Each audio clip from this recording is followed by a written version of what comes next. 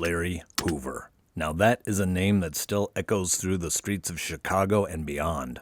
He was known as King Larry and the Chairman. Hoover transformed a small neighborhood of gangs into one of America's largest and most influential criminal organizations, the Gangster Disciples. From the rough streets of Chicago's southside to the highest point of organized crime, Hoover's story is all about ambition, power, and of course, controversy. But even from behind bars, he managed to build and control a criminal empire and went across the United States, dealing in drugs, violence, and corruption. But Hoover's legacy is way more complicated than just that of a gang leader. He's also known for attempting to rebrand the Gangster Disciples as a community organization, and for his efforts to educate and empower his followers. To some, he's a ruthless criminal. To others, he is a misunderstood community leader. In this episode, we'll take a look at the rise of Larry Hoover, from a young street tough to the leader of a criminal empire. We'll look into how he formed and expanded the Gangster Disciples, and we'll look at his influence that he still has even from prison, and consider the lasting impact he had on Chicago and beyond. Join us as we unravel the complicated story of Larry Hoover, a man who built a criminal empire from behind bars and left his mark on American culture. Warning: the following video is meant for educational purposes only and should not be taken otherwise. Apex Crime Lords does not condone, encourage, or glorify the actions of the individuals covered in this program. Viewer discretion is advised. Keep watching until the end to see what's next on Apex Crime Lords. Larry Hoover was born on November 30th, 1950, in Jackson, Mississippi. His childhood was marked by poverty and struggle, which were common experiences for many African-American families in the South in the 1950s. Hoover's family was looking for better opportunities, and they moved to Chicago when he was still a young child. They landed in Englewood, a neighborhood on Chicago's South Side, known for its high crime rates and economic struggles. This environment would shape Hoover's early life and set him on a path that would eventually lead to the creation of one of most America's notorious gangs. Growing up in Englewood, he was exposed to gang culture from an early age. The streets were ruled by various factions, and the young men often saw joining a gang as means of protection, community, and a way of making a living in an area where legitimate paths to success were very limited. By his teenage years, Hoover was already deeply involved in street life. He had joined a gang called the Supreme Gangsters and quickly rose through the ranks due to his charisma, intelligence, and ruthless ambition. Even at this young age, Hoover displayed the leadership qualities that would later make him one of the most powerful gang leaders of Chicago's history. In 1969, when Hoover was 18, he executed a significant move that would set the stage for his future empire. He devised a merger between his own Supreme Gangsters and a rival gang called the Devil's Disciples. This new alliance formed the foundation of what would become the Gangster Disciples. The merger was a stroke of genius, which instantly increased the size and influence of Hoover's organization. It demonstrated his ability to think beyond petty rivalries and see the bigger picture. This is something that would serve him well in the years to come. But Hoover's rise to power was not without its dark side. The gang was involved in various criminal activities, including drug dealing and violence. In 1973, Hoover's actions finally caught up with him when he was charged and convicted with the murder of William Young. Young was a dealer who supposedly had stolen drugs from the gang. This conviction resulted in a sentence of 150 to 200 years in prison. For many, such a sentence would have meant the end of their criminal career. But for Larry Hoover, it was just the beginning of a new chapter. One that would see him build an even larger and more powerful organization from behind bars. Larry Hoover's rise to power really began after his incarceration in 1973. Rather than allowing prison to end his criminal career, Hoover used his time behind bars to expand and strengthen the Gangster Disciples. Hoover continued to lead the gang from his prison cell by using a network of visitors and corrupt prison staff to communicate with members on the outside. He established a rigid hierarchical structure within the gang, which was modeled after legitimate businesses. This organization allowed the Gangster Disciples to operate efficiently without Hoover's direct day-to-day involvement. Under Hoover's leadership, the Gangster Disciples expanded their criminal enterprises. They became heavily involved in dealing drugs, especially with the rise of crack cocaine in the 1980s. The gang's territory grew beyond the south side of Chicago, and it spread to other parts of the city and even to other states. Hoover's influence wasn't limited to just illegal activities. He also focused on increasing the gang's political power. He encouraged members to get involved in local politics, to vote, and to have some influence on community decisions. The strategy helped to establish the Gangster Disciples in the communities where they operated, which made it harder for law enforcement to root them out. In the mid-1980s, Hoover made a strategic decision that would have some far-reaching and serious consequences. He began to rebrand the Gangster Disciples, changing the meaning of GD from Gangster Disciples to Growth and Development. The rebranding was part of a larger effort to portray the gang as a community organization rather than a criminal enterprise. As part of this new image, Hoover promoted education amongst gang members, established political education classes, and even wrote a manifesto outlining his vision for the organization. He encouraged members to abandon the gang lifestyle and turn their focus on empowering their communities. This rebranding was remarkably successful in many ways. It improved the gang's image in many of the neighborhoods where they operated, since community gang members began to see the Gangsters' Disciples as a good thing, because they were providing structure and opportunities in area where such things were scarce. However, critics argued that this was merely a front. It was just a clever PR move designed to hide the gang's continued involvement in criminal activities. Even with the talk of community development, the Gangster Disciples remained deeply involved in the drug trade and other illegal activities. By the early 1990s, the Gangster Disciples had grown into one of the largest and most powerful gangs in the United States. It's estimated that the gang had as many as 30,000 members across multiple states.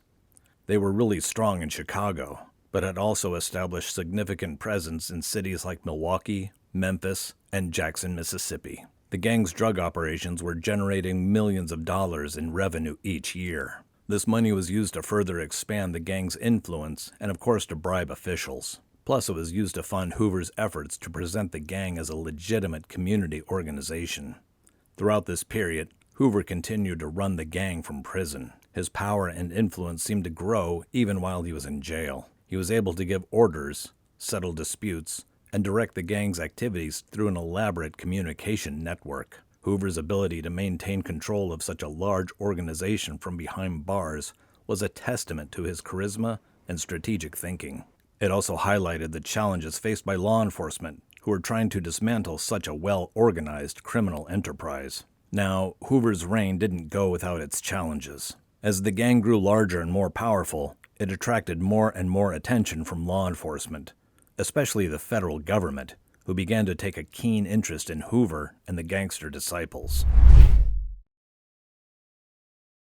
All throughout the late 1980s and early 1990s, Larry Hoover continued to exert his influence over the Gangster Disciples from behind bars. His power seemed to grow despite being in jail, which is a real testament to his charisma and organizational skills. Hoover's leadership style evolved during this period. He began to present himself not so much as a gang leader, but more of a community activist and political figure. He spoke out about black empowerment, education, and economic development. This shift in rhetoric was part of a bigger strategy, which was to rebrand the Gangster Disciples as a force for positive change in the community. In 1993, Hoover made a bold move to further this new image. He called for a gang summit in Chicago, and he invited leaders from various gangs across the country to discuss ways to reduce violence and promote community development. The summit received significant media attention and helped to foster Hoover's image as a reformed guy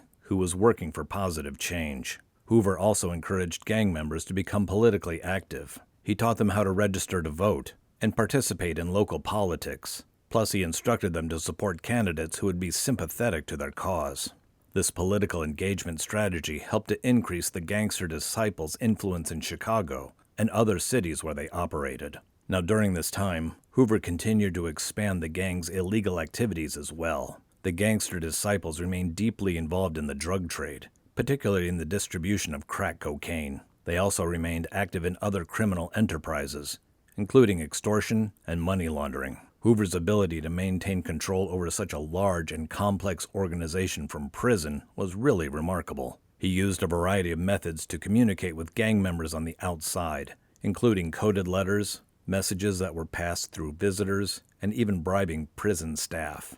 However, Hoover's power did not go unchallenged. As the Gangster Disciples grew in influence, they attracted increased attention from law enforcement.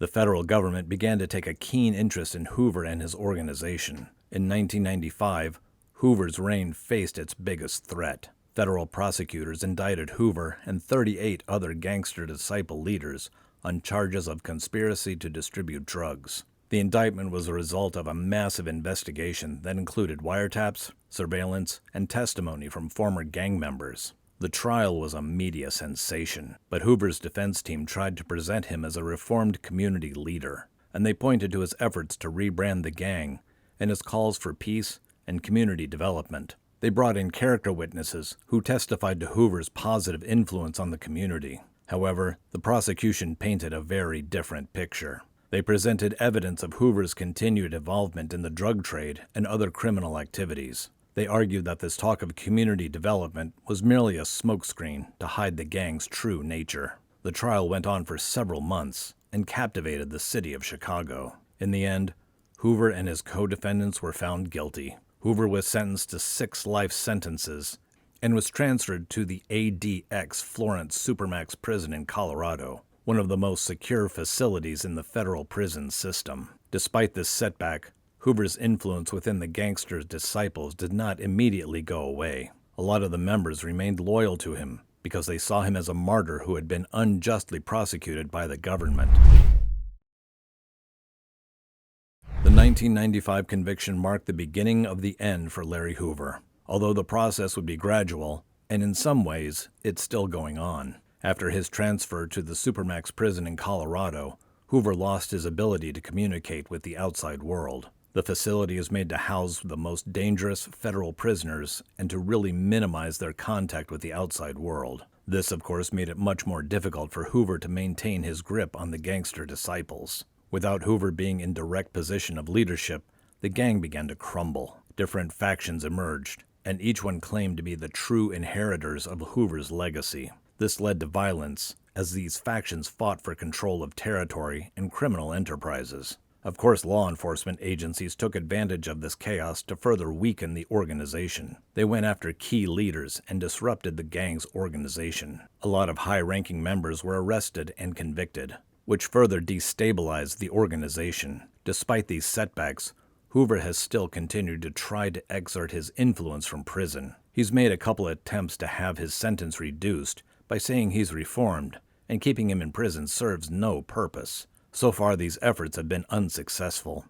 In 2018, Hoover made headlines again when Kanye West and others lobbied then-President Donald Trump for clemency. These efforts brought renewed attention to Hoover's case, but ultimately he did not get his release. Today, Larry Hoover is still in prison serving multiple life sentences. While he still has a lot of supporters who view him as a misunderstood community leader. However, law enforcement officials keep saying that he continues to be a threat and that his release would lead to a revival of gang activity. The Gangster Disciples still exist, but they are a shadow of what they once were when Larry Hoover was in charge. The gang has split off into various factions, and each one operates more or less independently. They are still engaged in criminal activities, but the group lacks the organization and power they once had.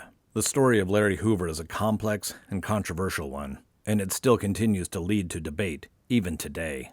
To a lot of people, he represents the failure of the American dream. He was a guy who turned to crime because of the limited opportunities and systemic racism. To others, he was just another cunning criminal who used the language of social justice to mask his illegal activities. What is undeniable is the impact that Hoover had on Chicago and gang culture in America. He built one of the largest and most sophisticated criminal organizations in the country's history. Attempts to rebrand the Gangster Disciples as a community organization raised a lot of questions about the role of gangs in underprivileged communities. His legacy also highlights the challenges that law enforcement has to face when dealing with organized crime. He continued to run a criminal enterprise from behind bars for years, which exposed a weakness in the prison system and demonstrated the resilience of structures. Today, the neighborhoods where the Gangster Disciples once had influence are now still struggling with poverty, violence, and the lack of opportunity.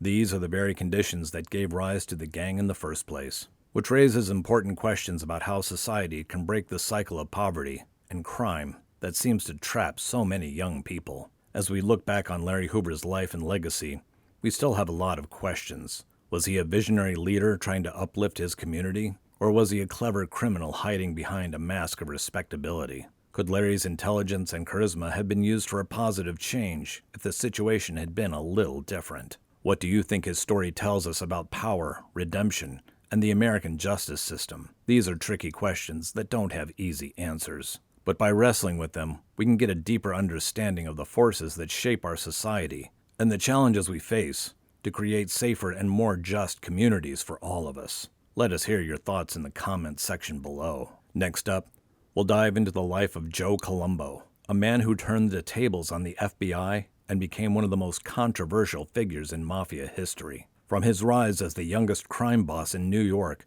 to his shocking transformation into a civil rights activist, Colombo's story is full of unexpected twists and turns. We'll explore how he founded the Italian-American Civil Rights League, how he publicly challenged the FBI, and ultimately met a violent end that still raises questions today. Don't miss this fascinating tale of power, politics, and the fine line between activism and crime. If you found this story of Larry Hoover to be thought-provoking, please join us by subscribing to Apex Crime Lords so you won't miss another episode of the unvarnished portraits of the mobsters, killers, and kingpins that have left their bloody mark on history. Until next time, stay safe and stay dangerous.